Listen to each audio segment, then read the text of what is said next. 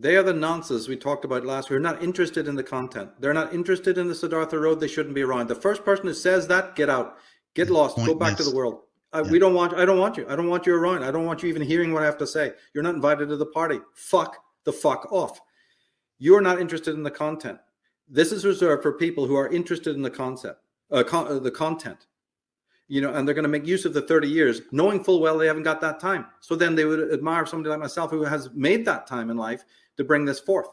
We are at the precipice, you know, of society socially. The Midweld is imploding, and the Eigenweld is in a state of depression, of cataclysmic levels, and they want you to fucking smile.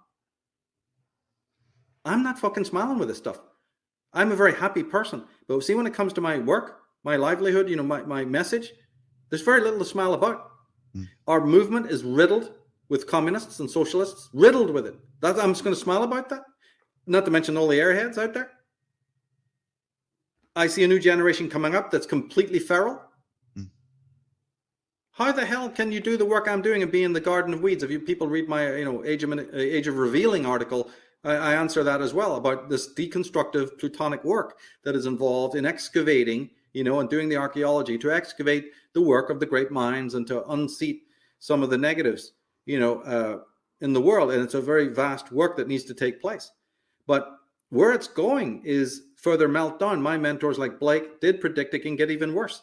And it will get to the point where it will be so bad, you know, if we give over to these teachers, these communitarians, and we buy into their pathology and say we do get the kind of gynocratic Medusan culture that they want. And to get there, they have misinterpreted the Nietzsches, misinterpreted the Hegels, the Schellings, right? They've misinterpreted all the great ones, like Julius Evola. Like you said, they've misconstrued hierarchy. They've misconstrued monarchy, right? Everything's been demonized. They had to do this deconstructive critical theory work, you know, egregiously. And like I have now discovered, you know, that all of the different, I try to bring this up in the mysticism article I did recently, and it will be very much the theme of the idealism series I'm doing, you know, which will be for premium members, right? It will come up again there. And that is that all of the paradigms that opposed idealism and mysticism are bankrupt. Every single one of them. So I don't care if it's phenomenology, materialism, positivism, pragmatism, what you know, all the non-idealistic, non-mystical schools and paradigms just do not live up to expectation. Many of them slowly faded when you weren't meant to be noticing it because they knew it. The high priest knew it. So they sort of shunted it over and it disappeared from sight quietly, actually, because after following it through for many years, they realized, oh my God, we haven't done it. We are, but don't let anybody know that. But see, in rational terms, right? In logical, rational, scholastic terms, if a paradigm, argument, critique of a particular school or teaching fails, right? If the critique fails, doesn't that reconstitute the thing that was under attack? But what our disingenuous media and education has done is, even when the army has, you know, starved themselves to death outside the walls and had to retreat, they don't reestablish the very thing that they were attacking.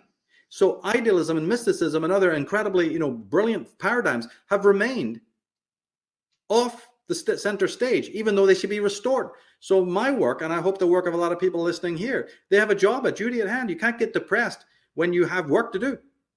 And so my work is about restoring, making sure that you restore the things that were besieged and under attack. But when the attacks failed, you're meant to know that they failed, right? And you've got to seek out the whistles from within the materialist side who are more generous to admit this, like the Ian McGilchrists and Michael Gazanigas and other. You don't have to like these people, but they're actually brave enough to come out and say, you know, guys, we failed.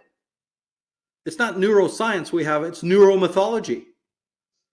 And then you got to study the Bruce Liptons, and you got to, you know, go like we do to the Rupert Sheldrake's, you see, and these other great people to find out, okay, where have we been lied to, and what is the real story then of the cosmos?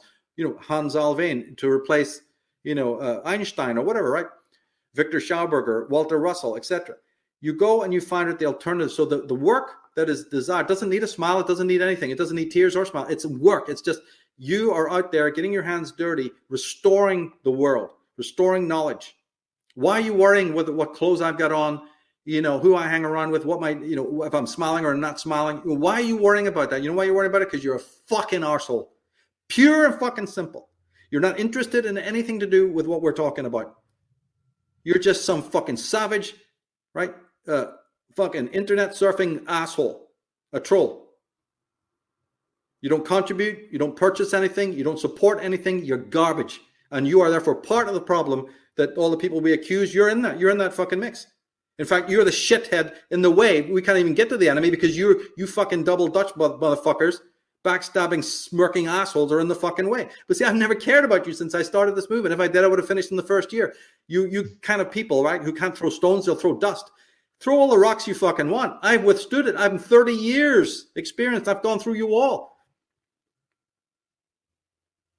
I would have crumbled at the first hurdle because, even in your own life, you're thinking, what are you into this shit for? My God, are you kidding? Bringing up, what is it, Anunnaki? Yeah. Aliens? I withstood them all. I just watched them, implode, and I just carried on my merry way to the next project, knowing that there's great people out there, goodly people, itching for this. Humble people with no ego, and no vanity, and they want to learn from you, and they buy your book, My first tiny little shopping cart, which I had was pathetic, and yet orders came in, and I went and mailed my own books out, in those days on my own through the post office, got none but dirty looks, but those people, those customers, they believed, and our members today believe, right? And it will continue. We're doing very well, thank you very much, and that's fantastic because it all comes down to knowledge. But there's a duty involved so that you can get up and actually apply some of this knowledge now. There's a lot of practical aspects with what I'm talking about. Because now you can send your kid to a Steiner school or a Montessori or something more along those lines, right? Because you realize the damage is being done. Instead of having some foggy idea what's happening in the liberal movement and why they're turning out all these gender dysphoria kids, and now you really classically know what the agenda is from these Ellie Sagans and up. You know what is going on, and you know how bad it can get.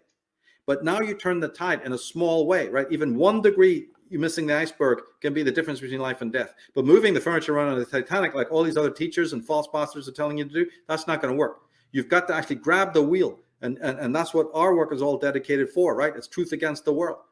It's opening eyes of the world.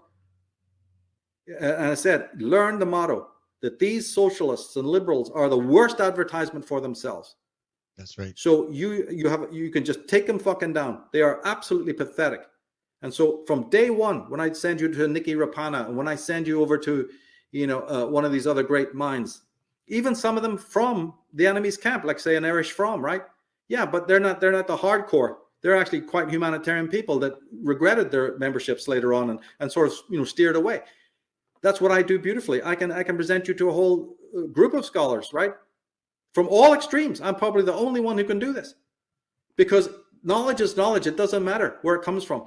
The wisdom is there, even in the hands of your enemy. And many times, like the Doctor Who's have shown, always in the hands of your enemy, or a great deal of the time in the hands of the enemy. So the thief who steals from a thief is forgiven for 1,000 years, meaning they stole from us. So if we thieve back the knowledge of the Arya, the knowledge of the wise ones, we're forgiven. And we have to become thieves in the night. We got to be having statues to Mercury, the trickster. That's what we need to do right now, right? We work with that mercurial energy, and all we're doing is taking back what was taken from us and restore it in pride of place. So when you see these horrible street art, and everyone thinks it's great, and when you see this subhuman stuff, right, and you see all this feministic critiques, and you see that the single mother world is being highly funded, get me, everybody can enunciate it, and everybody can see it happening, and they can describe it, David. Who can explain it in the level that we have done? Not one. I've checked it out. Part of my research is to see what levels other people are on. I'm sorry, most of them are semi-mainstream, mainstream or semi-mainstream, and believe me, I love these people. I think what they're doing is really good.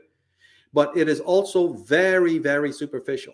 Until we go much deeper of an analysis into the psychology, right, of what it's all about, we're not going to have the tools, because they'll have the tools. And we got to steal those tools back, and we got to use it. and that's my job. I've done my job. I've built the bridges. I'm doing all the work. Why should I, I don't have to smile to know I'm happy. I'm very contented and happy because I got a vocation. And the vocational man is already imbued with great happiness. He doesn't have to keep fucking smiling at to advertise it to you, stupid, sick fucking asshole. Right? I don't need to advertise it to you. My happiness is my happiness. It doesn't require waving a flag about it and wearing, the clown face. That's only for fools who are putting on the mask. And those are the people you hang around with and that you love because you're one of them. That's why you have to have everybody smiling around you as a statement of okay. Yeah, because you're either on the one on medication with a big happy fucking smile, and you've grown up in a culture with everybody medicated and happy like an equilibrium. That's why Michael doesn't smile enough. But Michael's happy. Why does he have to fucking smile? Yeah. I'm drenched in happiness, David. I'm a very happy person. And I know you are too. Yeah. That's the bottom line. And I've earned it.